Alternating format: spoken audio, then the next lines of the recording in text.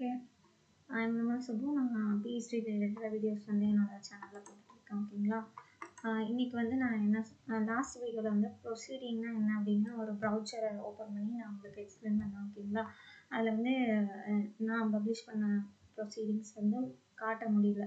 So அதனால் இந்த இடத்துல காட்டுறேன். ஓகேங்களா, நீங்கள் ப்ரெசென்ட் பண்ணதுக்கப்புறம் உங்களுக்கு ப்ரொசீடிங் எப்படி கிடைக்கும்னா இந்த மாதிரி தான் கிடைக்கும்.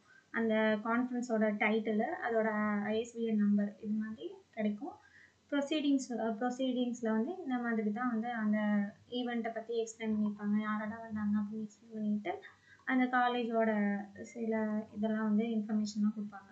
கொடுத்துட்டு அதுக்கப்புறம் கண்டென்ட்னு சொல்லிட்டு அதுக்கப்புறம் வந்து அந்த கான்ஃபரன்ஸில் ப்ரெசென்ட் பண்ண அத்தனை பேரோட ஃபுல் லென்த் ஆர்டிக்கலும் இங்கே வந்து கிடைக்கும். ஓகேங்களா, மோஸ்ட் ஆஃப் ப்ரொசீடிங்ஸ்க்கு வந்து நிறைய பேர் ரிவ்யூ ஆர்டிக்கல் தான் போடுவாங்க, ரிசர்ச் ஆர்டிக்கல் போட மாட்டாங்க. ஏன்னு பார்த்தீங்கன்னா ப்ரொசீடிங்ஸில் வந்துட்டு வேலிட் இருக்காது. ஓகேங்களா, இப்போ வந்து ரிசர்ச் ஆர்டிக்கலாக நீங்கள் பப்ளிஷ் பண்ணி ரிசர்ச் டேட்டில் நீங்கள் அப்லோட் பண்ணும்போது அதில் வந்து சைட் பண்ணுவாங்க நிறைய பேர். ஓகேங்களா, உங்களோட பேப்பரை வந்து சைட் ஆகும், சைட்டேஷன் கிடைக்கும் உங்கள் பேப்பருக்கு.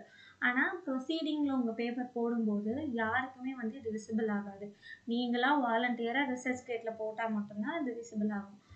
அதனால் மோஸ்ட் ஆஃப் ப்ரொசீடிங்கில் என்ன போடுவாங்க அப்படின்னு பார்த்தீங்கன்னா இந்த மாதிரி ரிவ்யூ ஆர்டிக்கல், அப்புறம் அதுக்கப்புறம் ஜூனியர்ஸோட ஒர்க்கு, ஆல்ரெடி ஒர்க் போன பிளான்ட்டு, இப்போ வேப்பமரம், அசாடிரக்டா இண்டிகால் எல்லாம் வந்து அடிக்கடி ஒர்க் போயிருக்கோம். ஸோ ரீசெண்டாக அவங்க ஒர்க் பண்ணியிருந்தாங்கன்னா அந்த ஒர்க்கை தான் போடுவாங்க. ஏன்னா ப்ரொசீடிங்ஸில் போடுற ஃபுல் லென்த் பேப்பருக்கு வந்து சைட்டேஷன் அவ்வளோவா வராது. நீங்கள் ஒரு ரிசர்ச் ஆர்டிக்கலில் பப்ளிஷ் பண்ணும்போது தான் உங்கள் பேப்பர் வந்து விசிபிள் ஆகும், சைட்டேஷன் ஸ்கோர் இன்க்ரீஸ் ஆகும். இந்த மாதிரி ப்ரொசீடிங்ஸில் போடும்போது அவ்வளோவா விசிபிள் ஆகாது. ஸோ அதனால ப்ரொசீடிங்ஸ் வந்து மேக்ஸிமம் ஆஃப் த கான்ஃபரன்ஸில் வந்து ஃபுல் லென்த் பேப்பர் கேட்க மாட்டாங்க.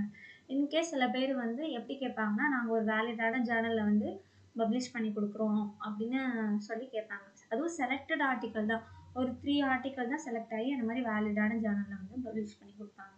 அந்த மாதிரி ப்ரொசீடிங் வேணால் நீங்கள் வந்து வாலண்டியராக கொடுக்கலாம்.